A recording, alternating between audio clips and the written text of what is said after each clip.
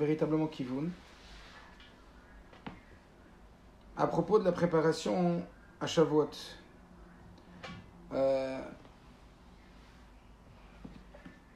Tout d'abord, l'année dernière, on avait parlé du Inyan de cette jeune femme qui se prêtait à se convertir et qui avait tellement attendu sa conversion, et on avait expliqué, on avait s'était rappelé combien pour elle c'était fondamental de devenir juive. Le don de la Torah, c'est le moment de la guéroute, c'est le moment de la conversion. Et à cet effet, je vous invite à réécouter le cours pour celles qui l'ont écouté, ou qui l'ont déjà écouté ou qui ne l'ont pas écouté, sur la Nekuda de prendre conscience de ce que c'est que le don de la Torah. La prise de conscience. C'était essentiellement l'année dernière sur le Inyan de réaliser ce que c'est que le don de la Torah, prendre conscience de la valeur de ce que c'est que le don de la Torah.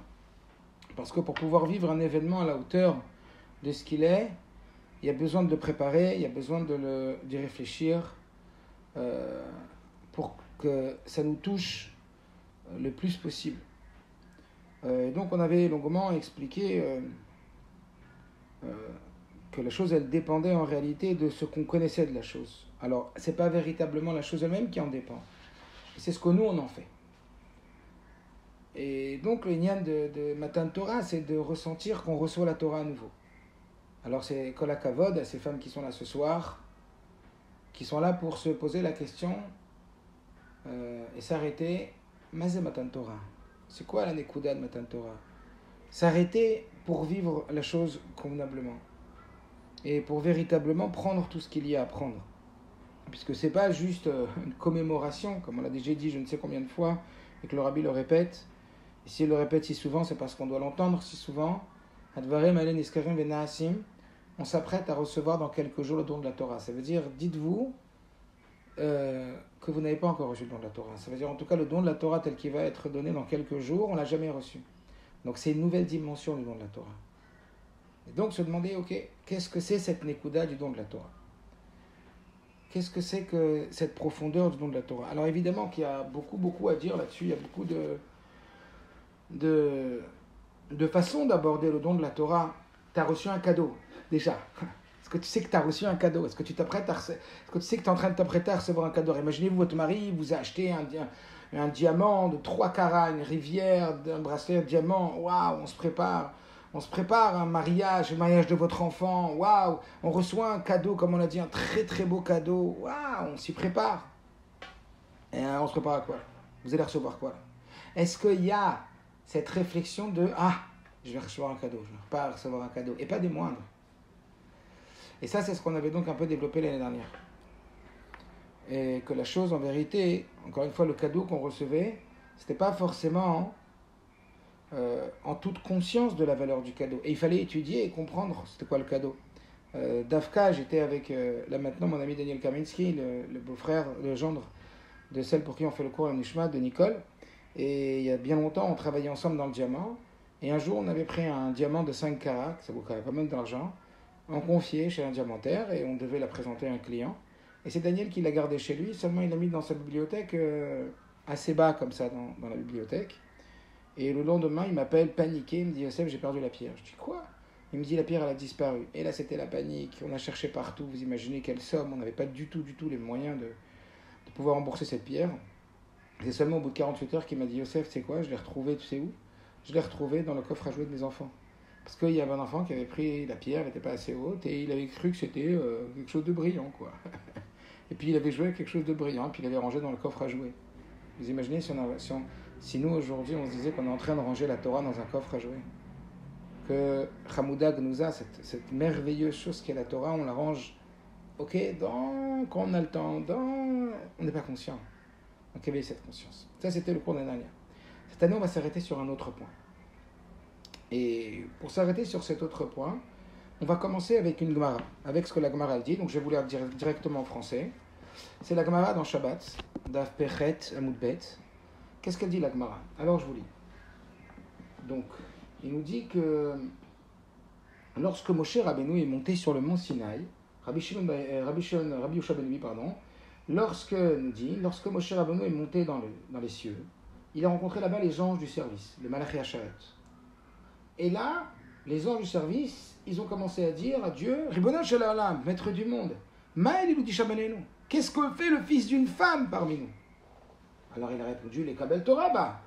Donc imaginez, là on est en train de parler d'un dialogue, ou un dialogue entre les anges et Akadosh Baruch Hu dans le ciel, ce que la Gemara nous dit. Pour recevoir la Torah, il est venu. Alors les anges ont dit, quoi? Amrou, les fanal, ils ont dit devant Dieu, Chamoudag Nouza, Shenegnuza, Lecha Tesha Meot, Veshivim Shana, Ve'arba, Dorot, pardon, Kodem Shenivra Olam, Atom Avakesh Etel Masavadam. Tu es en train de me dire que ce trésor caché que tu as caché depuis 974 générations avant la création du monde, tu demandes à le donner de la chair et du sang?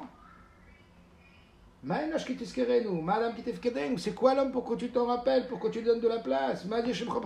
Ton nom est trop puissant pour être représenté sur terre. Donne plutôt ta gloire au ciel. Dieu se tourne alors à Moshe lorsqu'il y a cette plainte donc des anges et il dit à Rizal Tchouva, rends-leur une réponse. Alors je vous passe un petit peu. Moshe prend peur, il dit j'ai peur d'être brûlé par le feu de la bouche de ces anges. Et à ce moment-là, Dieu lui dit attache-toi à mon kisei, kavod, attache-toi à ma chaise et réponds-leur. Et là, il y a comme un bouclier de la lumière divine qui protège Moshe Rabbeinu. Et là, il va répondre. Et la réponse est très très bizarre. C'est en vérité autour de cette réponse qu'aujourd'hui on va s'arrêter. Je vais voir une seconde.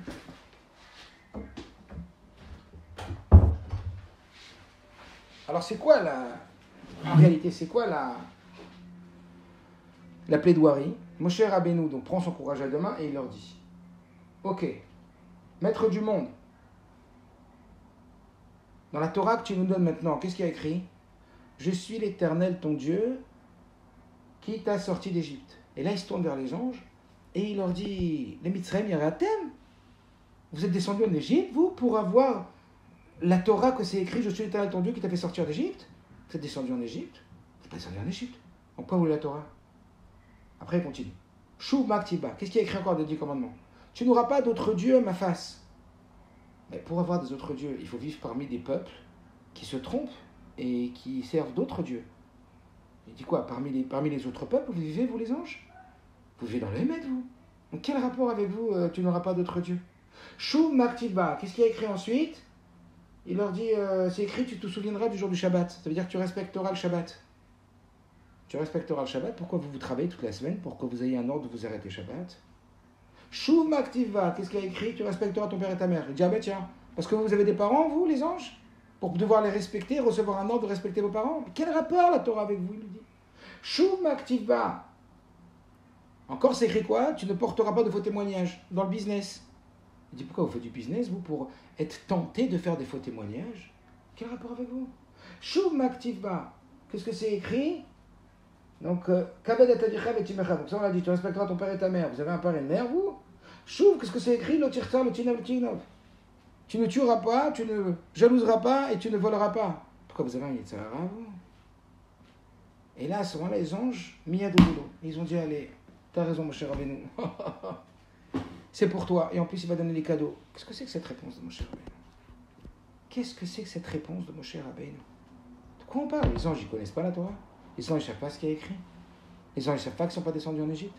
C'est-à-dire, cette réponse, elle paraît complètement, je ne sais pas si vous la ressentez, mais complètement inadaptée au niveau de Moshe Rabbeinu, au niveau des anges. Quel rapport à dire, vous êtes des... C'est trop terre à terre. C'est trop gâchemé comme réponse. C'est quoi la réponse de Moshe? Je sais pas, on dirait un enfant. C'est que des réponses qui sont liées avec une dimension très très basse, très terre à terre. T'es pas descendu en Égypte, t'as pas de parents, t'as pas de Yetzerara, toi tu travailles pas pour que t'aies un ordre de faire Shabbat, toi tu vis pas parmi les goïms que tu pourrais tenter de faire Avodah Zarah, de te prosterner d'avoir des croyances autres que la croyance divine, t'as pas de papa et de maman. Quoi, tu crois que les anges ils pensent qu'ils ont un papa et une maman? Les anges, ah ouais, t'as raison mon cher, oh, bien joué, oh, bien joué, on n'est pas descendu en Égypte, ah c'est vrai, bien joué mon cher. Qu'est-ce que c'est que cette réponse? Alors, on y reviendra tout à la fin du shiur, à cette question. Je ne sais pas si vous avez déjà entendu parler de cet homme qui s'appelle le professeur Branover, un professeur illustre qui habitait en Russie, ingénieur, très très très haut niveau. Il a raconté que la Russie, à une époque, ne le laissait pas sortir. Il voulait aller en Israël, mais il ne le laissait pas sortir. Et donc, comme c'était, justement parce que c'était un professeur illustre et un géant de la science, la Russie ne voulait pas le laisser sortir. Et un jour, il s'est retrouvé à faire une énorme conférence. Il en faisait énormément des conférences, mais une énorme conférence, gigantesque, où des milliers de personnes s'étaient rassemblées pour écouter le professeur Branover. Et au moment où il arrive sur la scène, c'était donc vers, je sais pas moi, 5-6 heures du soir, il commence la conférence. Il avait donc pris un hôtel à côté de la salle, pas loin de la salle, parce que c'était dans une autre ville où il habitait. Et voilà, il va commencer la conférence, donc qui est complètement, qui est complètement, on va dire, elle est complètement liée avec la science, etc., mais devant des scientifiques, et je ne sais combien de scientifiques. Et il se rappelle qu'il a laissé sa valise à l'hôtel, et il se rappelle qu'il n'a pas mis les tefilines. Avec le balagan, ils l'ont emmené, le voyage, il est arrivé tard, ça a pris du retard, nanana, les gens qui l'appelaient, etc., il n'a pas mis les tefilines. La shkia, le coucher du soleil, c'est dans 20 minutes. Il a juste le temps de descendre de la scène, de partir, de prendre le taxi et d'aller à l'hôtel. Mais il ne peut pas. Et là commence dans sa tête ce combat. T'imagines, il est 6 heures, la shkia c'est à 6h20, dans 20 minutes tu vas rater les tefilines. Tu es devant une salle, comble, foule de scientifiques, et tu es là pour faire une conférence. Et c'est toi qui dois parler pendant 2 heures. Et les gens ont traversé le pays pour cette conférence. Et là commence le combat intérieur. Mais tu peux pas les planter. Tu peux partir. C'est impossible. Mais d'un autre côté, tu peux pas les tefilines. D'accord, mais les tefilines, c'est quoi? C'est pas grave, tu le mettras demain, je sais pas. C'est quoi Bassof les tefilines? C'est quoi Bassof les tefilines? Là, tu es devant un public des, je sais pas, centaines, je sais pas combien de centaines, peut-être milliers, j'en sais rien, de scientifiques, devant là pour t'écouter. Mettez-vous à sa place 4 secondes. Fermez les yeux, 4 secondes est à sa place. Qu'est-ce que vous faites? Regarde le combat dans la tête. Et là, il sent quelque chose qui monte en lui. Il dit Yevchar. Il fait mine qu'il ne se sent pas bien. Il voit les responsables de la conférence. Il dit je suis vraiment désolé, mais je me sens pas bien du tout. Il faut que je descende, que j'aille boire. Il descend. Il fait mine qu'il va pas bien du tout. Il dit il faut que je parte. Je me sens pas bien. Et imaginez à l'intérieur de lui le poids. En Russie, vous imaginez, il attrape un taxi, il ne sait pas ce qu'il lui prend, et il va à l'hôtel, il ne sait pas ce qu'il lui prend, et il arrive dans la chambre juste avant la shkia, et même avant la shkia, quelques minutes avant, il arrive à mettre les tefilines. Il met le bras, il met la tête, il fait Shema Israël. Il enlève les tefilines, il s'allonge sur le lit. Ils sont des centaines, ça fait déjà près d'1 heure qu'il est passé le temps d'aller. Tant d'être de filine, 3 quarts d'heure, le temps qu'ils reviennent, c'était fini, trop tard. Et il s'est posé une question. C'est quoi la question qu'il s'est posée? Lama asitizot. Pourquoi j'ai fait ça? Pourquoi j'ai fait ça? Qu'est-ce qui m'a pris? Pourquoi j'ai arrêté cette conférence? Pour les filles. Posez les questions. Professeur.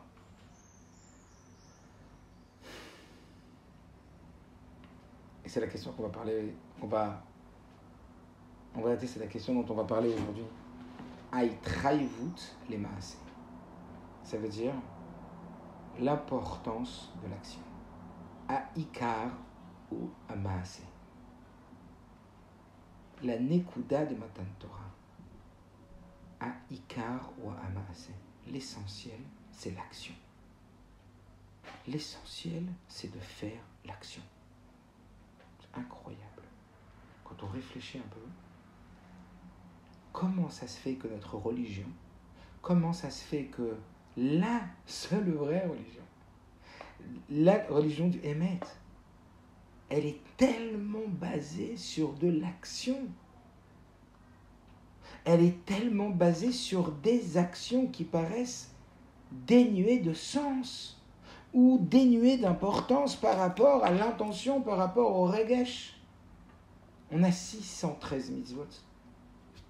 Est-ce que vous savez combien il y a de mitzvot dans les 613 qui sont liés à l'action et combien de mitzvot qui sont liés à l'émotion, au côté mystique.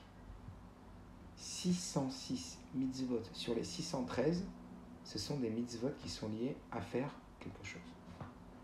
Incroyable. Et seulement 7 mitzvot,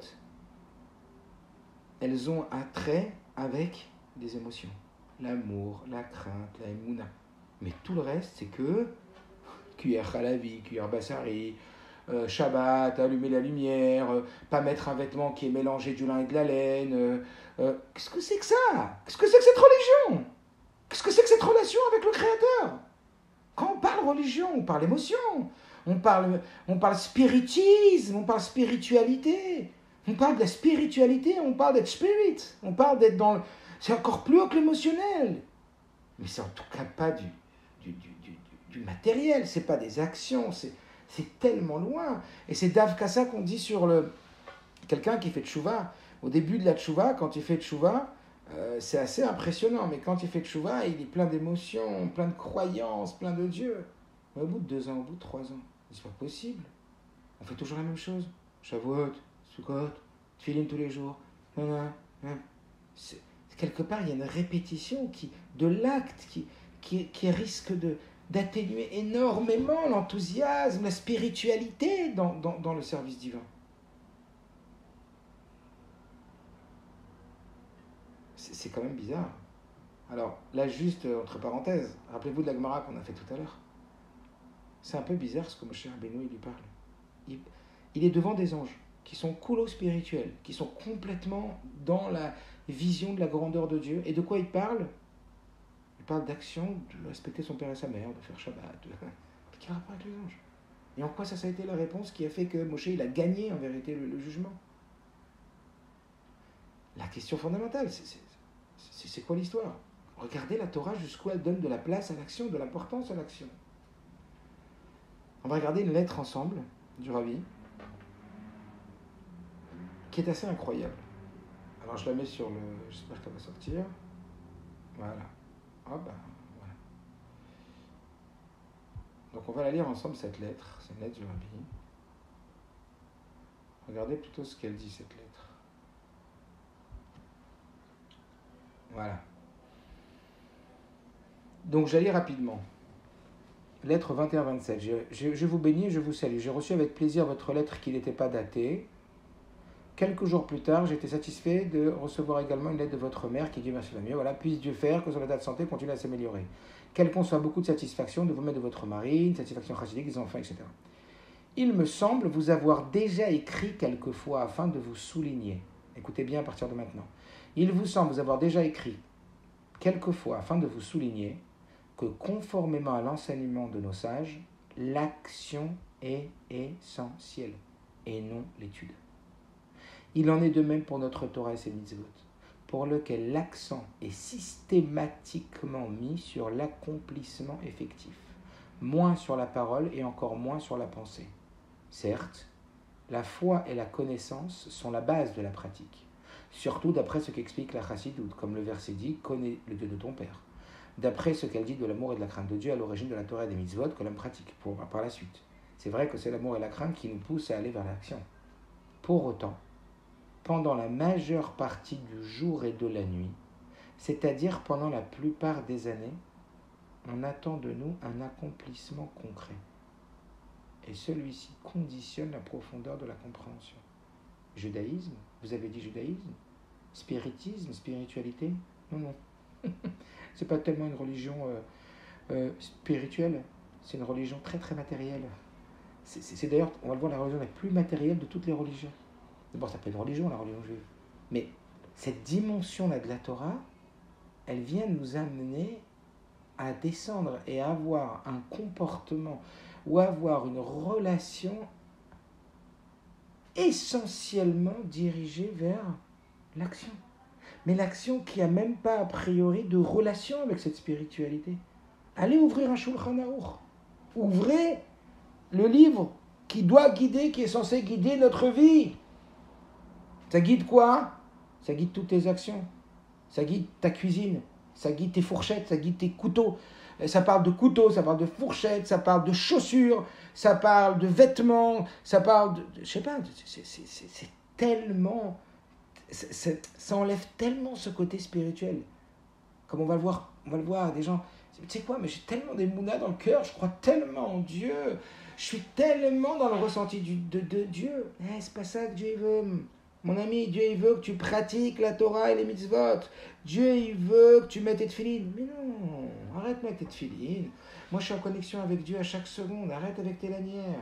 Dieu il veut que tu allumes des bougies, Dieu il veut que tu mettes une jupe. Mais arrête, moi avec mon pantalon, je suis 1000 fois plus attaché que toi avec ta jupe. Pas besoin de jupe pour être attaché à Dieu.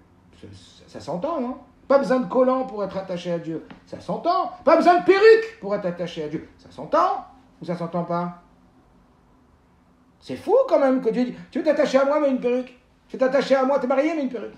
Tu veux t'attacher à moi, ben mets une jupe. Qu'est-ce que c'est que ça? Qu'est-ce que c'est cette religion? Tu veux t'attacher à moi, mets des collants. Même quand il fait chaud. Tu veux t'attacher à moi, mélange pas la viande. Oh, c'est une religion très bizarre. Vous avez une religion très bizarre. Moi, je me rappelle, il y a quelques temps, je me suis retrouvé confronté à un secouriste. Elle m'avait aidé pour ma fille, voilà. Elle m'a tendu la main. Je suis désolé, je ne sais pas. Elle m'a regardé. Pardon, monsieur. Je dis oui, c'est par respect. Vous avez une religion très bizarre. Dans votre religion, donc pour vous attacher à Dieu, il ne faut pas me serrer la main. De quoi on parle? Bizarre, ça. Hein? Qu'est-ce que Rabbi dit? Rabbi dit, certes, la foi et la connaissance sont la base de la pratique. D'accord? D'après ce qu'elle dit de l'amour et de la crainte de Dieu à l'origine de la Torah et des mitzvot. Que l'homme il va pratiquer par la suite. Ça veut dire que ton amour et ta crainte, ils sont là pour être les moteurs de ton action. Pour autant, la majeure partie de la journée. Comment on s'attache avec Dieu la majeure partie du jour et de la nuit? C'est comment? C'est comment? Et ça veut dire pendant la plupart de tes années. Comment on s'attache avec Dieu? On attend de nous un accomplissement concret. Et celui-ci conditionne donc la profondeur de la compréhension. Il est extraordinaire de considérer ce que nos sages disent à propos de la Torah. En effet, celle-ci devait être donnée aux anges, ce qu'on vient de dire, qui n'ont pas d'aspect matériel et ne peuvent donc pas agir. Donc qu'est-ce qui manque les anges? Eh bien, ce que Moshe Rabbeinu, sur ce Moshe Rabbeinu a mis le doigt dessus. Il les a attaqués sur un truc qui paraît complètement aberrant. Vous n'avez pas de papa, pas de maman, hein? Vous ne travaillez pas dans la semaine pour faire Shabbat. Vous n'avez pas de goïm qui vous attire. C'est la raison pour laquelle les exégètes les appellent intellect indépendant. Or, Moshe, maître berger d'Israël, pour toutes les générations, apporta une éclatante réponse à leurs revendications. Ce qu'on vient de voir maintenant. En soulignant que la Torah de Dieu devait être donnée à un être pourvu d'un penchant vers le mal, qui est descendu en Égypte. Par la suite, les enfants d'Israël dirent, nous ferons, et ensuite nous comprendrons, par les forces de l'intellect, dans le monde de la pensée. C'est précisément ainsi qu'ils préparèrent le don de la Torah, et purent eux-mêmes la recevoir. Par ces quelques lignes, je fais également allusion à une action concrète qui vous concerne, et je me permets de vous en parler parce que vous avez vous-même abordé ce sujet dans votre lettre. Il serait bon de vous intéresser et de vous concentrer, au moins pendant quelques temps, sur l'aspect concret de l'existence quotidienne, même s'il semble moins intéressant que la pensée et l'analyse. À n'en pas douter, votre capacité de penser et d'analyser en sera améliorée. C'est-à-dire que quand vous ferez des bonnes actions, même votre pensée et votre analyse sera améliorée. Il serait bon, au moins par la pensée, d'avoir toujours face à vous le proverbe du Baal Shem Tov. Je répète, il serait bon, au moins par la pensée, d'avoir toujours face à vous le proverbe du Baal Shem Tov. Servez Dieu dans la joie, c'est-à-dire en toutes vos voies. Celles qui veulent la lettre, je leur enverrai après.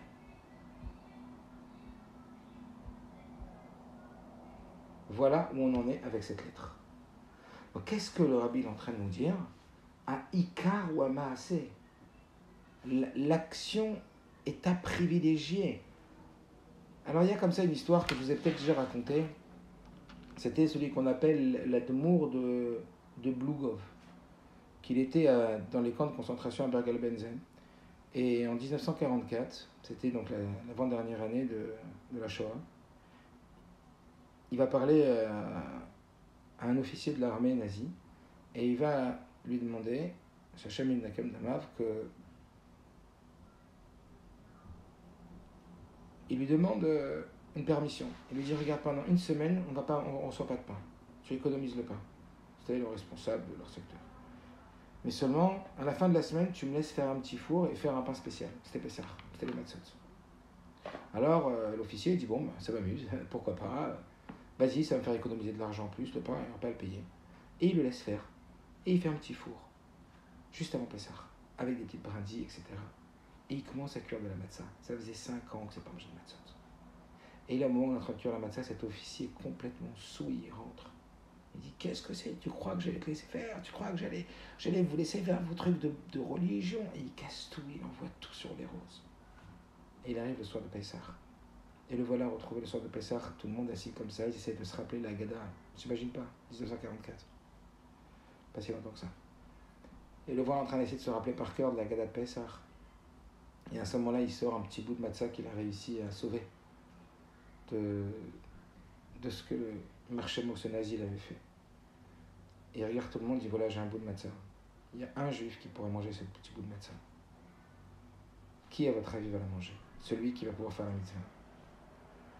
Et alors tout le monde lui dit, ben toi, c'est toi l'Admour, c'est toi qui nous fais la Haggadah, c'est toi qui t'es battu pour ça.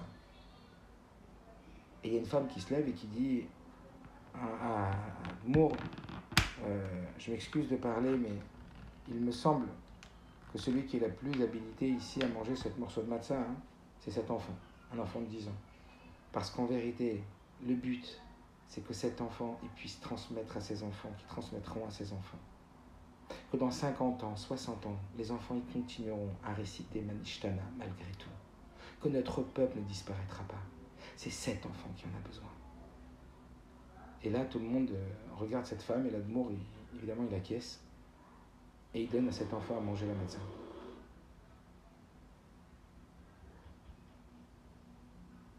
Bon, pour la petite histoire, après la Shoah, ils vont être sauvés. Et cet Admour, il va décider de se marier avec cette femme. En lui disant, une femme qui, à ce moment-là, a eu cette présence d'esprit, de dire que celui qui devait faire la mitzvah, ça devait être un enfant. Midera Banan, il n'est pas chayav, mais c'est une mitzvah Midera Banan. Mais que c'est lui qui allait continuer à faire perdurer ce judaïsme qui allait malgré tout remonter. Qui aurait dit à leur place en 1944 qu'aujourd'hui, en 2020, on aurait pu diffuser de la Torah autant que ça? Je vous en supplie, qui l'aurait cru? Imaginez-vous, dans ce camp en 1944 RF Pessah. C'est-à-dire, tu sais, en 2020, il y aura des zooms partout de Torah et Mitzvot. Qui l'aurait cru? Alors que, combien ils ont essayé de nous anéantir? Des Shamda, combien les Chaloteinu ils ont voulu nous détruire? C'est quoi, pourquoi je vous raconte cette petite histoire? Parce que dans cette petite histoire, on a cette Nekuda qui est très forte. Cette Nekuda qui est très forte veut dire que Bassov, qui c'est qui a fait la mitzvah? C'est le grand Rav qui a fait Messirut Nefesh, qui a été prêt à mourir pour cette matzah, ou en vérité c'est cet enfant? C'est celui qui a mangé. Encore une fois, Aïkar ou Amaasé. Aïkar ou Amaasé, c'est très dérangeant. Ça dérange justement. Qu'est-ce qui diffère entre beaucoup de juifs croyants, mais pas pratiquants, des juifs pratiquants? C'est ça, Nekuda. Combien vous connaissez de juifs croyants, mais pas pratiquants? Ou alors, pratiquants, mais pas, on va dire, pratiquants dans les moindres détails du Shulchan Aruch? Combien il y a de gens qui respectent véritablement tout et qui font tout pour respecter toute la Shulchan Aruch? C'est très rare. En vrai, quand on regarde le peuple d'Israël. Et pourtant, il y a énormément de croyants.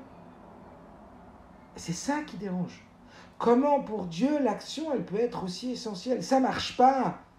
Normalement, la spiritualité, c'est lié avec du mysticisme, c'est lié avec des émotions, c'est lié avec du cœur. C'est pas lié avec une jupe, c'est pas tu veux t'attacher à moi, mais une jupe, tu veux t'attacher à moi, mange ça et mange pas ça, c'est pas logique. Il y a quelque chose qui va pas, il y a quelque chose qui dénote. Et pourtant, le chidouche de la Torah, c'est quoi? Tout le chidouche de Matan Torah, c'est quoi? Et l'ionim, yordou les tartolim, on va le voir, c'est le haut qui descend dans le bas, dans l'action.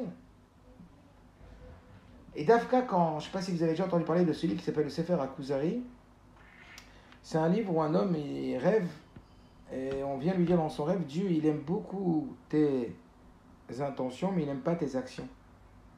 Et donc il va avoir une démarche de recherche dans toutes les religions pour essayer de découvrir la bonne religion. Et à un moment, il va parler avec un philosophe au début du livre, et le philosophe il lui dit, mais ce qui compte c'est Zachat Alev, ce qui compte c'est la pureté du cœur. Combien de temps on entend ça? Même à soi-même, combien de fois on le pense? Et c'est vrai, ça parle, ça nous parle, la pureté du cœur. C'est la pureté du cœur qui compte, c'est pas tant l'action. Et le Kuzari va aller démontrer que non, ce qui compte c'est l'action. C'est bizarre, pourquoi tu t'arrêtes pas à la pureté du cœur? Les gens ils sont purs, ils ont un bon cœur, ils sont généreux, et ils sont croyants, ils sont de la Emouna. Ok, il faut pas les mitzvot. Mais non, Ce qui compte, a priori, c'est le mitzvot. Comment l'action, elle peut être aussi importante? Comment l'action, elle peut être élevée à un niveau aussi important? Je ne sais pas si vous êtes déjà posé la question, ou si cette question, elle vous trotte ou elle ne vous trotte pas, mais c'est fou quand on voit la Torah. L'importance à tel point. Vous savez que Shavuot, c'est aussi la Hila de David Ameler. Et vous savez que David Ameler, donc Shavuot, c'est la Hila de David Ameler, donc on va parler de David Ameler. Mais comment on parle de David Ameler à Shavuot? Au travers qui? Au travers son arrière-grand-mère. C'était qui l'arrière-grand-mère de David Ameler? C'était Ruth.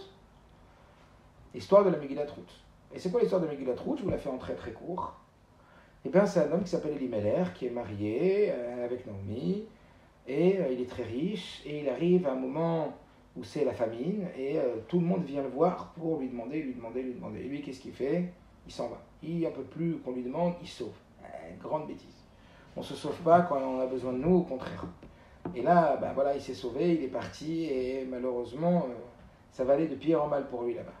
Ces garçons, ils vont se marier avec 2 filles non juives, et d'ailleurs, ces garçons vont partir de ce monde. Lui, il va devenir complètement pauvre, il va mourir.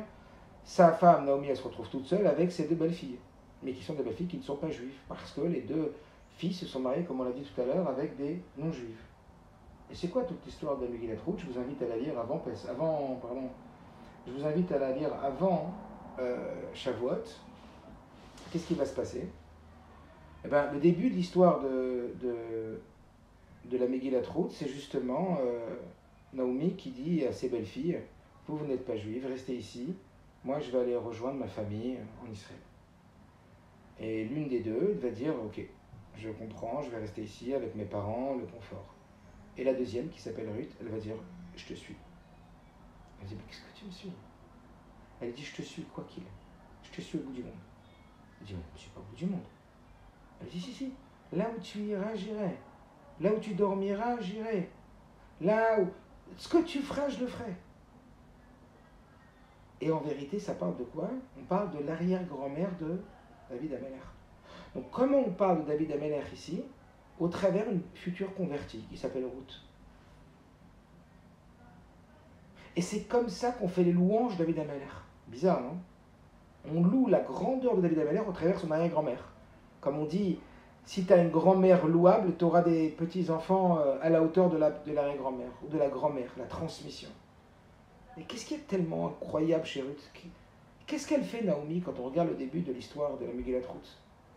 Naomi, elle dit à Ruth, tu vas rester ici. Sinon, il va falloir que tu te convertisses. Et Ruth, elle dit, mais moi, je suis prêt à me convertir. Elle dit, mais tu sais pas ce que c'est comme galère, la conversion.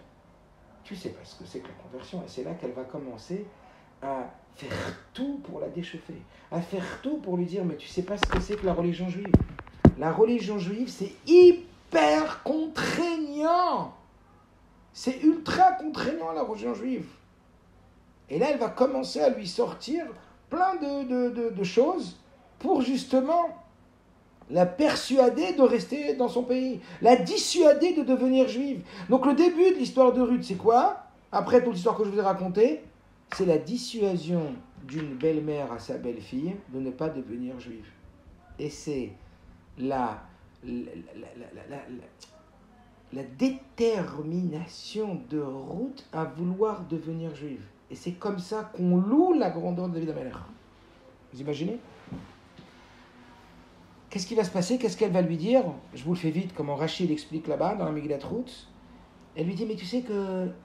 Le rabbi explique ça dans une sikha. Il dit, tu sais que le troum que le troum, on n'a pas le droit de le déplacer. Qu'il y a une interdiction du troum, il y a une interdiction du yichoud, il y a une interdiction du 113 mitzvot, il y a une interdiction... Le 4e point, c'est l'interdiction de le chayav mita que quelqu'un il fait à Avodah Zarah. Donc qu'est-ce qu'elle lui dit à sa belle-fille? Derrière les mots Rashi, comprend quand elle lui dit mais on va s'arrêter là. Elle lui dit là où tu iras, j'irai. Mais on va dormir ici. Là où tu dormiras, j'irai. Etc. Et derrière ça, Rashi comprend qu'elle lui parle en vérité de quoi? Parce qu'elle lui parle de quoi? Elle lui parle de ce que je viens de dire. C'est-à-dire l'interdiction de dépasser une certaine distance Shabbat, l'interdiction de Yehud de s'isoler avec un homme, les 613 mitzvot et le lien de Chayav Mita de mourir. Et pourquoi elle lui parle de ça et pourquoi dans cet ordre? puisqu'a priori c'est beaucoup plus important de parler 113 mitzvot à quelqu'un qui va se convertir avant de lui parler de détails qui sont midei rabbanan, des troum de l'interdiction de dépasser une certaine distance Shabbat et de ne pas s'isoler avec un homme. Mais ça va être midoraita, l'isolement. Il n'empêche que pourquoi? Parce que en vérité, le Rabbi explique que là, ils sont juste avant Pessah. Et c'est les fêtes qui vont arriver. Et ça va rentrer la fête. Et ça va rentrer Shabbat. Et à ce moment-là, qu'est-ce qu'elle lui dit? Elle lui dit, ma fille, tu sais ce que c'est que la religion juive? C'est une religion avec plein de contraintes physiques. On va devoir s'arrêter, on n'a plus le droit de marcher. C'est le troum. Elle veut lui montrer que c'est du tachlès, la religion juive. C'est une, comment vous dire?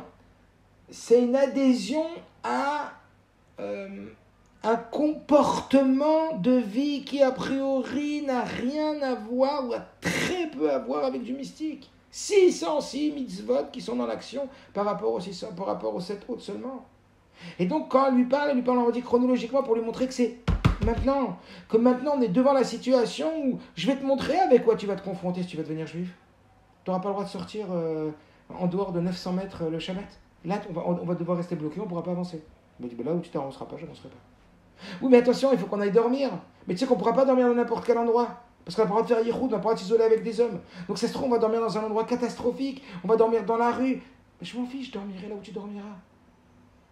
Et c'est seulement après qu'elle lui dit, mais ce que je viens de te dire, c'est rien du tout. C'est minuscule par rapport à la traïvout, par rapport à l'engagement dans l'acte, l'engagement dans les actions que demande le judaïsme. Il y en a 613 comme ça. Et elle lui dit, ça ne me fait pas peur. Donc, toute cette discussion, c'est comme si elle essayait vraiment de la déchauffer, quoi. Et après, elle lui dit, mais attention, tu sais que si tu fais idolâtrie après, mais tu sais que la Torah elle prévoit la sanction finale. Elle dit, elle ne me fait pas peur non plus. Donc, elle essaie de lui montrer jusqu'où l'engagement à être juif est un engagement dans l'action. C'est une religion d'action. La personne, je ne sais pas si vous comprenez, une personne, elle va écouter, elle n'est pas juive, elle va écouter, ou elle n'est pas religieuse, elle va écouter des chants de chassidou, des mouna, de bitachon, elle est transportée de hashgacha pratit. Elle est transportée. Dieu il gère tout, Dieu c'est le plus puissant, non c'est le tout puissant, tout ce qui se passe c'est Dieu. Et en vérité, je vois le monde avec une vision différente, c'est vrai. Et puis hop, elle va rentrer dans le monde de la religion, t'as mis le TF, hein? T'as mis le train? Arvit, c'est bon? T'as laissé ton lacet gauche avant ton lacet droit? T'as mis ce sur droite avant le lacet gauche? Dis-moi, tu t'es séparé avec ta femme pendant 15 jours? Tu sais que si t'es une femme, tu dois te couvrir la tête, hein? Dès que tu te maries, on va plus tes cheveux, hein? Et les jupes, c'est en dessous des genoux, attention, hein? Mais je sais pas, on m'avait pas dit ça, moi je crois que c'était une religion très... je sais pas comment vous dire, c'était une religion très mystique. Moi, c'est une religion très technique. C'est une religion qui, waouh, ça nous descend vers le bas. Et c'est ce qu'elle veut lui montrer, Naomi. Elle dit, tu vas venir avec moi, tu veux te convertir. Mais sache que c'est une religion d'action. C'est une religion où pour t'attacher à Dieu, il va falloir être sans arrêt dans des actions très, très matérielles et très basses. Est-ce que vous comprenez? C'est fou quand même. C'est quelque chose d'incroyable. Et puis, elle lui dit, ça veut dire, comprends que dans tout, même dans les déotes, même dans les pensées, si tu as une pensée d'Avodazara, tu transgresses, tu fais un issour. C'est-à-dire ça va très très loin. Alors en vérité,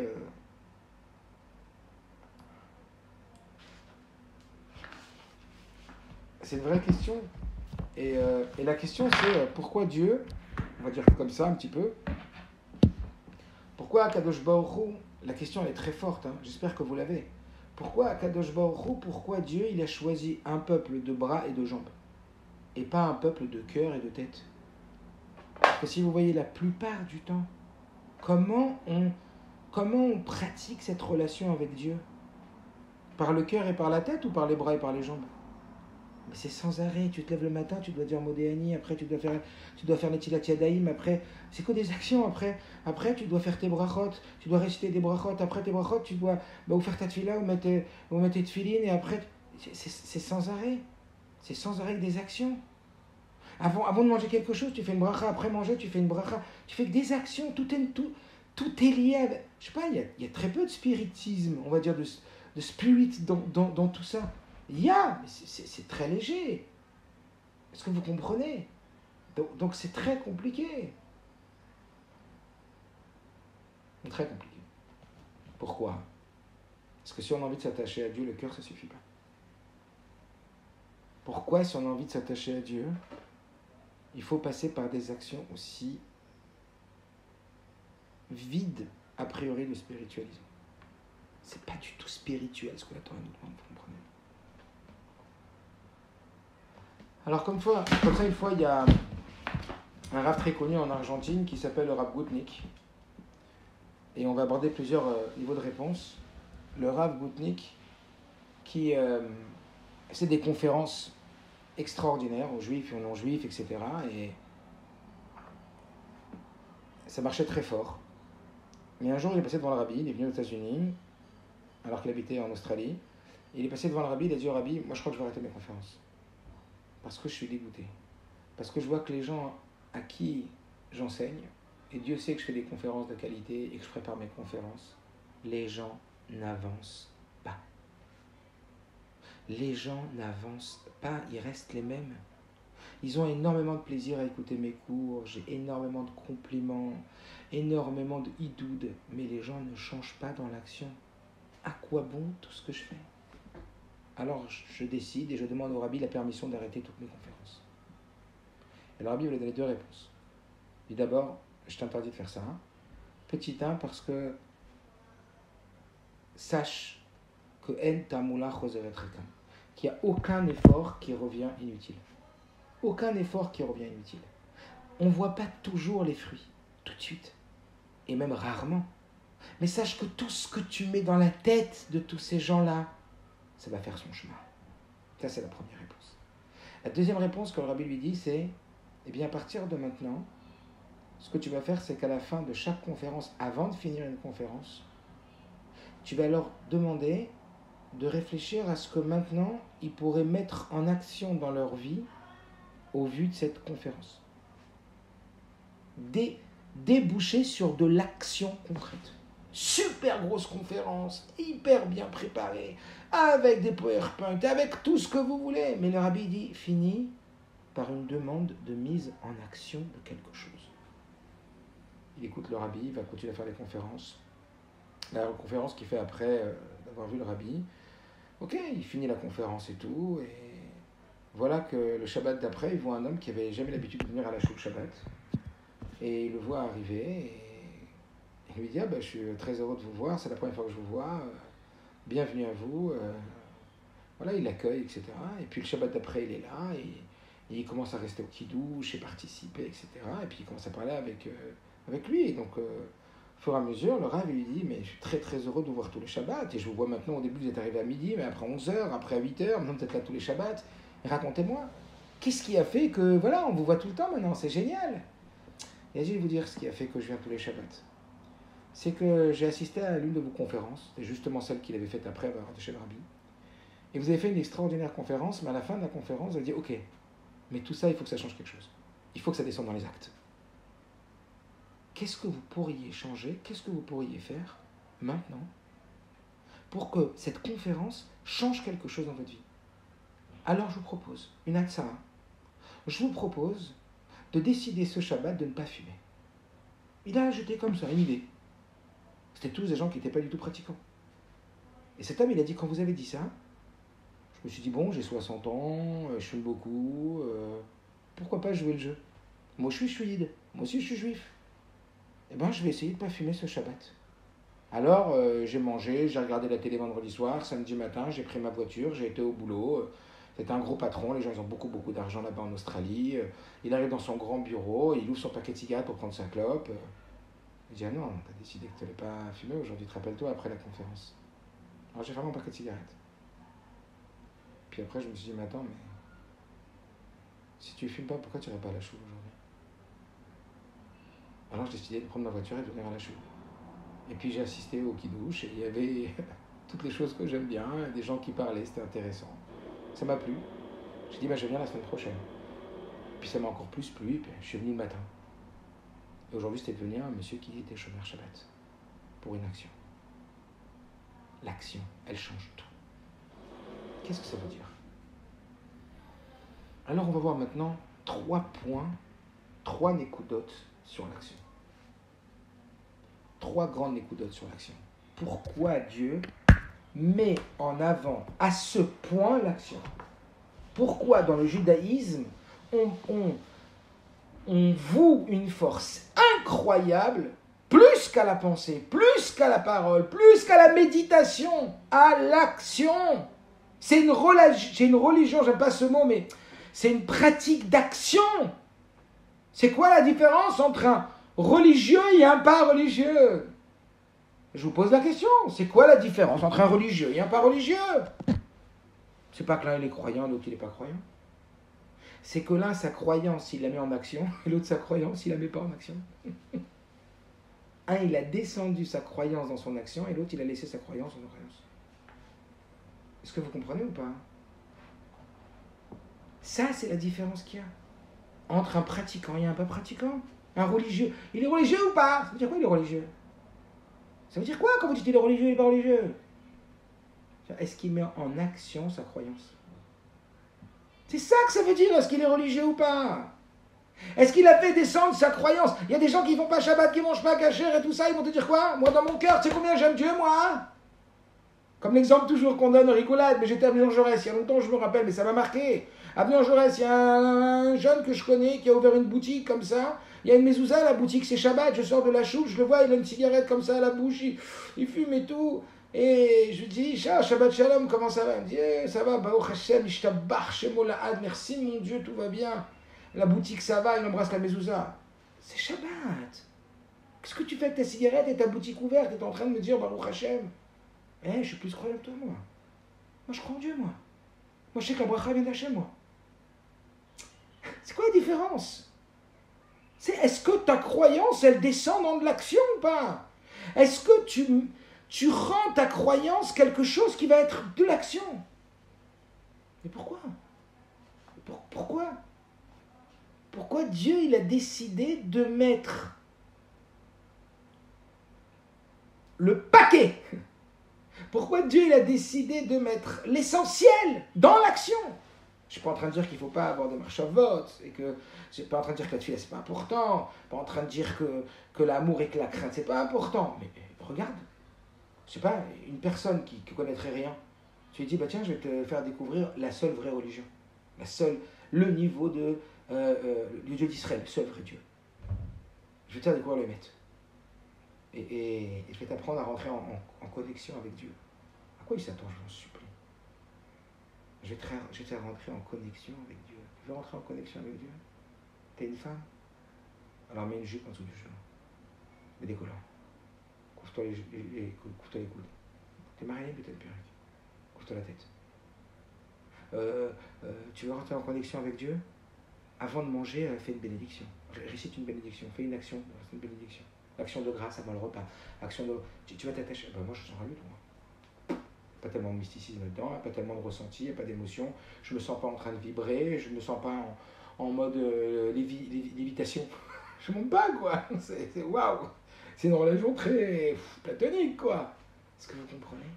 Alors pourquoi Dieu il a fait ça? Alors, le premier niveau de réponse, c'est quoi? C'est ce que dit, c'est très très beau, le Sefer Achinour. Écoutez bien. Première réponse, donc on va dans la réponse. Première réponse, c'est le Sefer Achinour. Qu'est-ce qu'il nous dit? Pourquoi est-ce que Dieu, il a tellement mis l'accent dans l'action? Parce que c'est écrit que Achare ama asim, nimshachim levavot. C'est d'après l'action que le cœur y va. Ça veut dire que l'action n'est pas seulement une forme d'expression, mais une forme de transformation. Je répète, l'action n'est pas seulement une forme d'expression, mais l'action est une forme de transformation. Ça veut dire qu'en fonction de ce que tu fais, tu le deviens. L'action a un impact rétroactif sur l'homme énorme. Voilà ce que dit le Sefer Achinour. Il dit, tu veux véritablement construire un vrai sentiment, tu veux construire un vrai ergesh, un vrai sentiment, il faut que ce sentiment, il se traduise en action. Un sentiment qui ne se traduit pas en action n'est pas un vrai sentiment. Donc, première étape, pour confirmer son sentiment, pour valider son sentiment, eh bien, ça va être par de l'action. Des parents qui vont dire on aime tellement notre enfant. D'accord, mais est-ce que tu prends du temps avec lui? Est-ce que tu t'assois avec lui? Est-ce que tu lui dis que tu l'aimes? Est-ce que tu lui dis que tu es fier de lui? Est-ce que tu lui montres de la valeur? S'il y a un sentiment, mais un sentiment qui ne conduit pas à l'action, c'est un sentiment stérile. Et ce sentiment, il va disparaître. Que ce soit dans la relation avec un enfant, dans la relation dans un couple. Ça fait 3 ans qu'ils sont mariés. Ça allait bien, mais là, ça devient un peu platonique, quoi. Il n'y a plus tellement de sentiments. Comment on va faire redémarrer les sentiments? Comment ça va se passer avec le sentiment? Ouais, je l'aime beaucoup. Mais qu'est-ce que tu fais pour... Je m'excuse. Combien de fois j'ai vu des couples? Parce que je m'occupe pas mal des couples, il y en a qui le savent. Dans les couples, c'est ouais, mais... Ouais, mais à chaque fois que je dis que je l'aime, elle ne me croit pas. Bah ouais, parce que qu'est-ce que tu fais? Hein? Qu'est-ce que tu fais pour m'aimer? Quoi? Si le sentiment, il n'est pas suivi d'une action, le sentiment, il va non seulement pas durer, mais il n'a rien. Un sentiment sans action est un sentiment stérile. Et ça, on parle, si vous voulez, à tous les niveaux. C'est quoi en vérité? Ce qu'on est en train de te dire, c'est quoi? C'est qu'ici, on vit dans Olam Hamaaseh, dans le monde de l'action. Et en vérité, un sentiment qui va être un vrai sentiment, c'est quand il va conduire, comme on l'a dit, à action. La vie, c'est de l'action. Donc si vous voulez, une personne qui va te dire « je l'aime beaucoup, j'ai beaucoup de sentiments, je le respecte », mais si tu vois que ça ne se traduit pas par l'action, tu vas dire « mais t'es un beau parleur, toi. T'as des belles pensées, mais on s'en fiche de tes pensées. Ce qui compte, c'est pas tes pensées, ce qui compte, c'est pas tes émotions. » On va dire, je sais pas moi, comment on va dire, toute sa vie... je sais pas, toute sa vie, on va dire que waouh, c'était quelqu'un qui avait beaucoup il avait beaucoup de bonnes intentions, il avait beaucoup de sentiments. Mais si ces sentiments ne sont pas traduits avec de l'action, on peut savoir. Donc le premier point, c'est qu'on voit bien que c'est universel. Mais si c'est universel, c'est parce que c'est comme ça dans la Torah à la base. Comprendre que Akadosh Baruch Hu, il va mettre le dagesh sur l'action, il va mettre le point sur l'action. Parce qu'en vérité, c'est l'action qui va traduire véritablement une intention et une émotion. Si tu veux aimer Dieu, prends pas une pancarte et dis « j'aime Dieu ». Offre-lui un jour entier dans la semaine où tu dis « c'est pour toi celui-là, c'est Shabbat ». Offre-lui ton maaser. Mets en action ton émotion. Mets en action ton ergesh. Est-ce que vous comprenez ou pas? Je l'aime beaucoup, mais j'ai pas de temps pour lui. Tu dis à ton enfant « je l'aime beaucoup, mais je suis tout le temps au téléphone portable. Je suis tout le temps en train de parler, j'ai tout le temps des choses à faire. » Non mais je l'aime beaucoup, hein. Il s'en fiche. Comme on l'a dit, ce qui compte, c'est pas l'amour, c'est l'épreuve d'amour. Il n'y a pas d'amour avec des preuves d'amour. Parce que l'amour, en vérité, il va être drainé et il va se vérifier et il va d'abord être fertile par l'action. Et vous le voyez bien. Une personne qui va vous dire, mais ouais, moi j'ai vraiment bon cœur, mais ça, elle ne sort pas d'argent de sa poche. Si c'est je suis quelqu'un qui a un très bon cœur. Ah oui, mais si tu ne sors pas de l'argent, à quoi ça sert d'avoir ton bon cœur? Donc encore une fois, Dieu nous montre qu'il place le Icar. Le Icar, il le place où? Il le place dans l'action. C'est comme si on était en train de dire maintenant que le sentiment n'a de sens que s'il conduit à l'action. Un sentiment, je répète, n'a de sens que quand il conduit à l'action. Il y a les pensées, les émotions et l'action. Mais le sentiment, comme on dit, Gadol Amimoud, chez les Mivi des Maaseh, c'est qui le plus grand, l'étude ou l'action? La grande est l'étude qui amène à l'action. Le but, c'est l'action. Il peut y avoir toute l'étude. Tu peux être devant quelqu'un qui connaît une tonne dans la Torah et une tonne dans la, on va dire, en psychologie, où il connaît une tonne dans la communication humaine. Mais tu vois qu'au moment où quelqu'un il énerve, il se met en colère, il part tout berzingue, il s'excite. Tu vois, mais qu'est-ce qu'on s'en fiche de ta connaissance? Qu'est-ce qu'on s'en fiche de ta science? Ce qui compte, c'est l'action. Ce qui compte, c'est l'action. Ce qui compte, c'est est-ce que tu arrives à contenir ou pas. Ce qui compte, c'est est-ce que tu arrives à t'exprimer de façon respectueuse vis-à-vis de l'autre. C'est ça qui compte. Donc, si vous voulez, le sentiment n'a de valeur qu'au travers l'action qu'il donne. Aïka, Wama, c'est. L'essentiel que là, c'est l'action. Plus que ça. Pas seulement, là on est petit 1, pas seulement pourquoi Dieu il a mis l'accent sur l'action. Parce que l'action est en vérité l'aboutissement du sentiment. Et que sans action, le sentiment n'a pas de valeur en soi. D'ailleurs, pour ça qu'Avraham Avinu, quand Dieu lui dit il n'y aura pas d'invité, il dit mais non, mais moi ça ne m'intéresse pas d'être quelqu'un de généreux, je veux exprimer ma générosité. Parce que si je n'exprime pas ma générosité va s'atrophier. Encore plus haut, pas seulement le sentiment n'a de sens que s'il aboutit à l'action, mais plus que ça.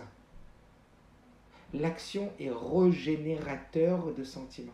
Donc on a le petit 1, c'est le sentiment n'a de sens que quand il conduit à l'action. Et vous l'avez vu avec l'exemple avec les enfants, l'exemple avec les parents, alors pareil avec Kadosh Baruch Hu. Ton sentiment n'a de sens pour Dieu que si tu es prêt à donner quelque chose à Hachem. Pour moi, tu crois que tu as Hachem.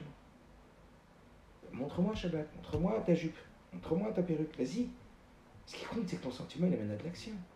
Comme tu le vois avec tes enfants, et tu le vois avec toi-même, tu le vois avec ce que tu reçois des autres, et bien dis-toi que Dieu, il a créé les humains entre eux pour que tu comprennes ta relation avec Hachem.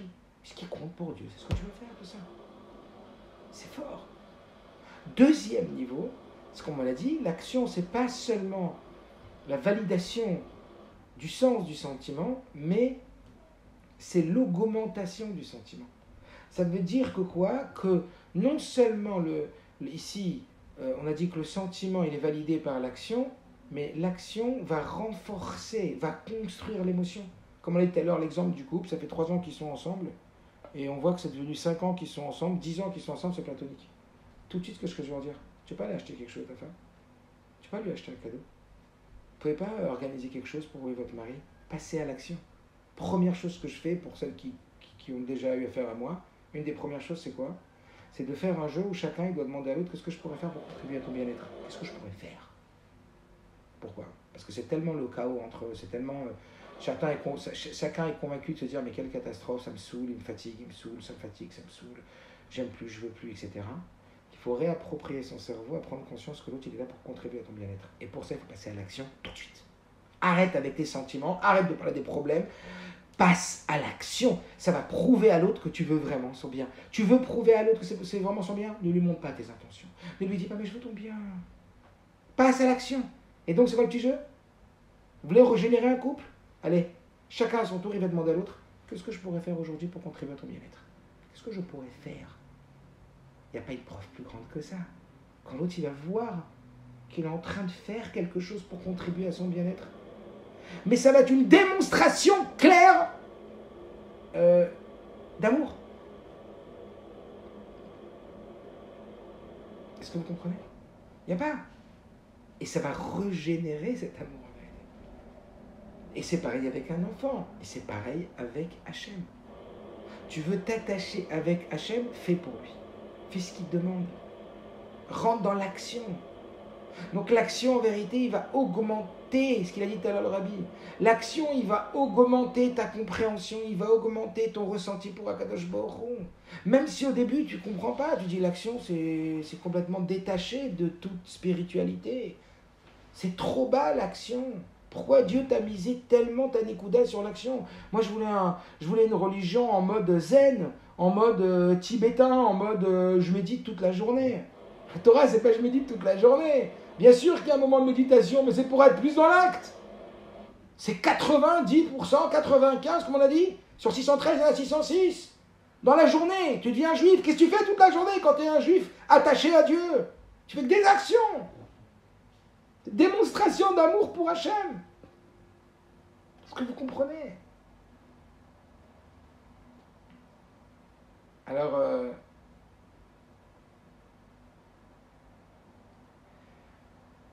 il n'y a que quand on passe à l'action qu'on peut démontrer le véritable sentiment. Il y avait cette histoire du cardiologue qui passe devant le rabbi et qui dit au rabbi je suis un cardiologue d'une grande réputation et je vous le dis franchement, j'ai des problèmes avec ma femme parce que je suis tellement happé par toutes les cliniques, etc., pour des cas et tout, que j'arrive pas à être avec ma femme, j'arrive pas à être à la maison. Même quand j'arrive à la maison, ça sonne de partout. Ma femme, elle me dit c'est pas possible, t'as une vie, je suis égiste. Qu'est-ce que je dois faire avec elle? Et le rabbi lui a dit faites comme moi. Plutôt, je vais vous donner ce que me conseille comment je fais. Et on sait là quand le rabbi est rentré à la maison. Vous connaissez l'histoire, certainement, beaucoup la connaissent. Le rabbi lui a dit, le soir, quand il rentre, il va prendre 20 minutes de son temps avec la Rabbet et il va boire un verre de thé. Et il a dit, ce moment pour moi, il est aussi précieux que le moment où on l'utilise. Ça veut dire quoi? Il ne suffit pas de dire, j'aime la rabbinite. Je donne de l'importance à la rabbinite. Je donne l'action. Une action, du temps. Je vais passer 20 minutes à ne parler qu'avec la rabbinite et je vais m'y mettre à 100%. Je vais donner une importance à ce temps, à 100%, comme on l'a dit à Rabbi Zman, une action concrète. Une action vaut mieux que 10 000 bonnes intentions. Parce que l'action est plus puissante que l'intention. Parce que d'abord, l'action valide l'intention, mais l'action renforce l'intention. Ça, c'est petit 1. L'action renforce le sentiment, l'action valide le sentiment. S'il y a un sentiment qui n'a pas d'action, c'est un sentiment. Arrête, t'as beau dire que tu m'aimes, t'as beau dire que tu trucs, arrête. T'as beau ressentir tout ce que. Mais je m'en fiche. Moi, ce qui compte, c'est pas ce que tu ressens, c'est ce que tu fais. Est-ce que vous comprenez? Vous dites pas ça avec les gens que vous aimez, franchement. Hein? Votre mari, vos enfants, n'importe qui. Non, mais je t'aime, maman. Ah ouais, je t'aime, mais quand je te demande quelque chose, ou quand j'ai besoin de toi, ou quand. Action, hein? C'est là que je vois si tu m'aimes pas vraiment. Vous comprenez ou pas? C'est très fort. Alors, c'est en vérité.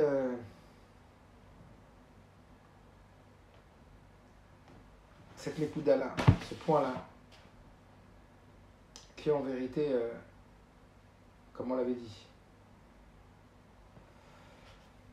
Adam Nifal, les filles pour l'OTAN. Un homme, il devient ce qu'il fait. Il y a beaucoup qui parlent de ça, etc. Je ne vais pas rentrer maintenant dans. Mais l'action est un mode de transformation. L'action est peut-être le moyen le plus puissant de transformation qui existe.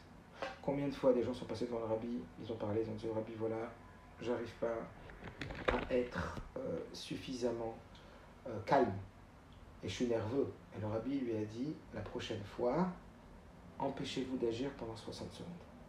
La prochaine fois, prenez sur vous de ne pas exprimer dans l'action la chose.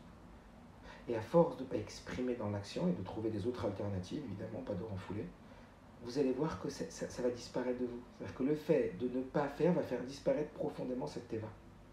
Et à l'inverse, positivement, quelqu'un dit au rabbi, j'arrive pas à être généreux, à faire la tzedaka, j'arrive pas, j'ai une difficulté avec l'argent, etc., j'ai peur de donner, j'ai peur de manquer. Le rabbi, il lui dit conseil, il lui dit commencez à donner. Et par le fait que vous allez donner, ça va être de plus en plus facile et votre générosité, elle va s'ouvrir. Encore une fois, c'est comme une forme de thérapie comportementale. C'est énorme, l'action est plus forte que tout. Agis comme tu veux devenir et tu le deviendras. C'est énorme. Comme et cette phrase-là que j'ai bien aimée. Un homme est un homme bon, pas s'il ressentait des bonnes choses, mais s'il a fait des bonnes choses. Quand est-ce qu'on dit d'un homme qu'il est bon? Quand il fait des bonnes choses ou quand il a des bonnes intentions, des bons sentiments? On s'en fiche d'une personne qui a des bons sentiments. Ce qui compte, c'est une personne qui fait du bien. Évidemment, c'est important qu'elle ait des bons sentiments, mais à condition que ces sentiments, elles débouchent sur des bonnes actions. Vous comprenez combien l'action est fondamentale. Alors, un autre point qui peut être abordé aussi, donc c'est la troisième réponse. Donc la première, c'était pourquoi l'action est aussi importante? Premier niveau, parce que on avait dit, l'action, c'est en réalité, le sentiment n'a de sens que s'il aboutit à une action. Ça, on l'a expliqué. Deuxièmement, pas seulement. Le sentiment, c'est pas seulement que le sentiment a de sens quand il aboutit à une action, mais qu'en vérité, l'action, elle va renforcer le sentiment et elle va rendre plus fort le sentiment. Voilà pourquoi l'action est si importante que ça. Troisième réponse, c'est qu'en vérité, quand on fait des actions, en particulier pour Akadosh Baruch Hu, c'est un peu comme la sira qu'on avait fait, je ne sais pas si vous vous rappelez, sur le Inyan de l'importance que Dieu y consacrait au Korban. C'est que quand on fait des actions de mitzvot, eh ben, on sent que c'est vraiment Kulul Hashem. C'est vraiment pas pour nous. C'est vraiment pas pour notre épanouissement. On sent qu'on fait des mitzvot, même si tu fais des mitzvot parce que tu veux recevoir, etc. Mais somme toute, quand tu as quelque chose vraiment où tu veux offrir à Hashem, eh ben, je ne sais pas si vous le sentez, mais les mitzvot, les actions, on sent vraiment que justement parce qu'il n'y a pas tellement de profit intellectuel, ça ne va pas t'amener à un épanouissement, ça ne va pas t'amener à te grandir, eh ben, c'est un vrai cadeau pour Hashem. C'est une darga de l'Echem Shamayim. C'est un niveau de au nom de Dieu. Ça veut dire que tu sens que tu ne le fais pas intéresser. Tu sens que quand on étudie, là par exemple on est en train d'étudier, on est en train de découvrir des choses, on est en train de s'enrichir, on est en train de s'épanouir, ça fait du bien, hein. Ça fait du bien l'étude. L'étude, ça vient du haut vers le bas. Quand on apprend de la chassidoute, quand on apprend de la Torah, on sent qu'on se remplit, on est en train de bénéficier d'un or mal, on est en train de bénéficier d'une lumière d'en haut. Mais quand on est en train de faire les mitzvot, c'est beaucoup plus dur, ça vient du bas. C'est-à-dire qu'on ne sent pas tellement l'épanouissement. C'est parce que tu prends un loulav et que tu le secoues, que tu mets des tefilines, que tu vas te sentir épanoui, ou que tu vas te sentir tiré vers le haut, que tu vas te sentir grandi, ou que tu vas te sentir plus riche, ou que tu vas te sentir plus développé. C'est difficile, c'est presque... C'est ça qui est dur, c'est que c'est tellement pour Dieu que tu as du mal à ressentir l'utilité. Oh, j'adore aller à des shiurim, mais ne me demande pas de mettre des jupes. Pourquoi? Parce que les shiurs, ça m'enrichit grave, c'est vachement intéressant, ça m'ouvre sur plein de perspectives, ça me développe même sur mon plan spirituel, tu vois, dans mon spirit, dans mon état. Mais dès qu'il y a un cours d'halakha, alors là, on ne me parle pas d'halakha. Ouf! Les cours de Borer, Tochen, Melaben, Dash, pas prendre l'éponge, pas les serrer, alors ça, faire attention quand t'épluches un fruit. Ouais, arrête. C'est dur, hein? C'est coulo pour Dieu, ça! C'est un peu le guédère du Korban. Là, quand tu fais la mitzvah, tu l'as fait que pour Akadosh Baruch Hu. C'est vraiment un cadeau pour Dieu. Comme quand Rabbi dit que V'aftalech kamocha, aimer son prochain comme soi-même, c'est regarder ce que l'autre il a besoin, pas ce que toi tu as envie de lui donner. Si toi tu as soif, mais lui il a faim, hein, alors ne lui donne pas à boire, donne-lui à manger. Il y a quelque chose là-dessous. Il y a un lien que l'étude nous nourrit, mais que la mitzvah ne nous nourrit pas, à tel point qu'on appelle ça de l'air. Ça ne nous nourrit pas, ça nourrit Hachem, ça nourrit Hachem. Et le fait que ça ne nous nourrisse pas, c'est la preuve que tu fais un vrai cadeau à Hachem, que tu l'aimes vraiment. Donc en vérité, c'est dans l'action véritablement que tu peux prouver et faire ta démonstration d'amour à Kadosh Baruch Hu. Parce que même une personne qui ne se dit pas du tout intéressée par le judaïsme, pousse-la à aller à un cours de Tania, pousse-la à aller à un cours de pensée juive, pousse-la à aller à un cours intéressant et riche, ça va lui plaire. La philosophie, de la psychologie, de la pensée, c'est vachement intéressant. Mais cette personne-là, demande-lui de prendre un loulav et de le bouger comme ça, et en haut et en bas, laisse-moi tranquille. C'est débile. C'est pas pour moi, ça. Ben non, c'est pour lui. Et Zdafka, parce que c'est pour lui, c'est ça qui va t'élever le plus. Parce que justement, quand tu le fais mitzat ta marshava, quand tu le fais mitzat tes pensées, quand tu le fais mitzat de par ta compréhension, c'est hyper limité. C'est limité à toi. C'est d'ailleurs pour ça qu'on a vu au fil des générations, que ceux qui ont tenu le plus fort, c'est plus les hommes d'action que les gaonim, que les hommes de sagesse. Les hommes de sagesse, ils ont plus vite lâché que les hommes d'action. Parce que les hommes de sagesse, ils vivent au travers leur compréhension des choses. Et c'est comme ça que le Rabbi explique pourquoi la royauté, elle passe par Yehuda et pas par Yosef. Alors qu'il y a toujours cette ambiguïté entre Yehuda et Yosef. C'est pour la représentation qu'ils ont en vérité. Yosef, c'est qui? C'est le Chacham. Yosef, c'est celui qui comprend. C'est celui qui donne des raisons à tout. Il est arrivé en Égypte, il dit à ses frères, c'est pourquoi je suis là, c'est la kavana, c'est la shgacha pratique. Yosef est dans les Sberim. Yehuda, il est dans la Yirat Shamayim. Yehuda, il est dans l'action plus que Yosef. Yehuda, c'est le représentant du Bitoul. Yehuda, ata yoducha achicha. Yehuda, ça veut dire modé, ça veut dire être dans l'action, être dans la soumission. Je ne cherche pas la compréhension, l'explication avant tout. Avant tout, c'est l'action. Et c'est la raison pour laquelle on voit qu'à différentes reprises, c'est Yehuda qui va être l'homme d'action. Quand les frères de Yosef, ils veulent tuer Yosef, qui va sauver Yosef de la mort? C'est Yehuda. Quand Yehuda, il va se retrouver devant Tamar avec l'histoire de Yehuda et Tamar, eh bien Yehuda, il va reconnaître, il va sauver la vie de Tamar en reconnaissant, il va être modé. Il va dire, je reconnais. Quand Yosef, il va tendre un piège pour faire tchouva à ses frères et que Benyamin va se retrouver capturé par Yosef, c'est Yehuda, Vaïgash et la Yehuda, c'est encore Yehuda, l'homme d'action. Voilà pourquoi le Rabbi nous dit que la royauté, elle est plus dans ton action que dans ta compréhension, que dans ta capacité de comprendre ou d'adhérer. Parce que cette capacité de comprendre ou d'adhérer, elle reste encore dans la dimension humaine, donc limitée.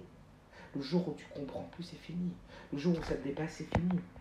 Alors que quand tu es dans l'action qui est une forme de soumission, c'est ça que c'est tellement dur l'action. C'est pour ça que les gens, ils n'ont pas de problème à l'écouter des cours. Ils n'ont pas de problème à, comment on appelle ça, comme j'ai dit, à assister à des conférences, à réfléchir à des sujets mystiques, à parler de Dieu en tant qu'amour, en tant que bonté, etc. Mais dès que tu leur parles en cours d'Alakha, dès que tu leur dis, ça y est, il faut mettre une jupe, mettre une perruque, là, je suis pas là. Non, c'est pas ça Dieu pour moi. Parce que t'es dans le bitoul, c'est un vrai bitoul, c'est un effacement de soi pour laisser la place à Akadosh Baruch Hu. Vous sentez combien, en vérité, les maasim, les actions, elles effacent l'homme. Donc ça, c'est en vérité la troisième réponse pour laquelle l'action, elle est si haute. Et enfin, la dernière, la quatrième réponse.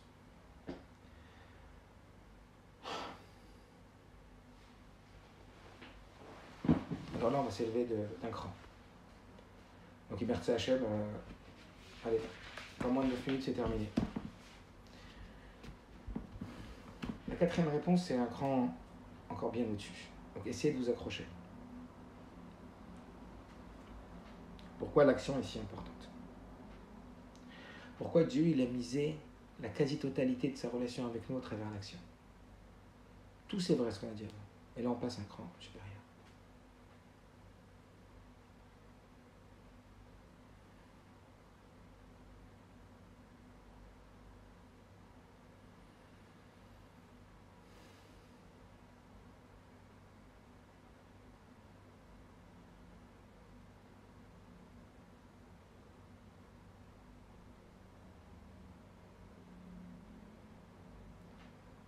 Lorsqu'on définit une personne, on définit qui elle est. En général, on définit sa particularité. Donc si on doit définir la particularité d'Akadosh Baruch Hu, Kaviyachol, à Dieu nous plaise. Parce que définir Dieu, voilà. Mais c'est ce que lui seul peut faire. Qu'est-ce que Dieu lui seul peut faire? Il peut faire Yesh Me'ain. Créer du néant à l'existant. Ce qu'on appelle Yesh Me'ain. L'existant du néant. Ça veut dire de rien, Dieu va créer. Habara Kadabra. Il a créé comme il a parlé. Donc Akadosh Baruch Hu, c'est quoi? C'est le créateur du néant à l'existant. Habara Kadabra. Il a créé comme il a parlé. D'accord? Donc de rien, il a fait quelque chose. Ça, c'est la dimension de Dieu lui-même. Lorsque Moshe Rabbeinu, comme on l'a dit dans la Gemara tout à l'heure, il va voir les anges, en vérité, les anges, ils ne veulent pas seulement ce niveau de l'action. Comme on a dit, comment Moshe Rabbeinu, il leur répond? Vous avez vu, il ne répond qu'avec de l'action, en vérité. Est-ce que vous avez des parents? Est-ce que vous faites Shabbat? Est-ce que vous mangez kasher? Est-ce que tu comprenez? Est-ce que pas kasher, mais est-ce que tu fais Avodazara, pas Avodazara? Est-ce que tu mens quand tu triches? Des choses qui sont très très dans l'action. Et à ce moment-là, les anges, en vérité, ce qu'ils réclament, c'est le sod, c'est le secret de la Torah. Il y a plusieurs niveaux dans la Torah. Le pshat, le remez, le drash et le sod. Comme on l'avait expliqué, en fonction de ce que tu connais de la Torah. Nous, on voit la Torah, ça je vous invite à écouter le cours de l'année dernière, nous, on voit la Torah comme une histoire, mais quand tu vas t'approfondir dans la Torah, tu vas aller voir des choses très très profondes. Comme on avait raconté l'histoire du Baal Shem Tov, qu'une femme, elle était à Gouna, elle était restée sans guette, et son mari s'était sauvé, elle est partie voir le Baal Shem Tov, et elle a dit, Baal Shem Tov, j'ai perdu mon mari m'a laissé sans guette, toute ma vie je vais rester comme ça. Et Baal Shem Tov, il a pris un livre du Zohar, il a ouvert le Zohar, et il a lu, il lui a dit, ton mari est dans telle ville. Il lui a dit, mais pourquoi vous avez besoin du Zohar? Il a dit, parce que dans la Torah, il y a tout écrit, c'est là que j'ai lu. Nous, on va voir dans le Zohar que c'est écrit où est son mari, lui, il le voit. Parce qu'en réalité, il y a une dimension très, très, très, très poussée dans la Torah. Et à ce moment-là, ce qu'on appelle le Sod, ce que les anges y réclament, c'est le Sod. Seulement, quand Moshe Rabbeinu, il vient les voir, les anges, ils disent, mais la Torah nous revient, non? Pas à toi, pas des gens si bas, de bassar vadam, de chair et de sang. Vous voyez l'action, la matérialité. C'est pas à des gens matériels que la Torah leur revient. C'est tellement haut la Torah. Et qu'est-ce qu'il dit mon cher Rabbeinu? Il dit écoutez-moi bien. Essayez d'attraper cette écoute-là. Vous allez comprendre la puissance de l'action. Et vous allez comprendre ce que c'est que le jour de Matan Torah en vérité. Et c'est quoi le chidouche de Matan Torah? Mon cher Rabbeinu, il leur dit vous avez une révélation d'Hachem. Vous voyez Dieu à un certain niveau. Vous avez un niveau de révélation de Dieu. Nous, en bas, on a zéro révélation d'Akadosh Baruch Hu. On voit rien du tout d'Akadosh Baruch Hu. Et dans la dimension où on voit rien d'Akadosh Baruch Hu, dans ce monde-là, on va avoir des actions,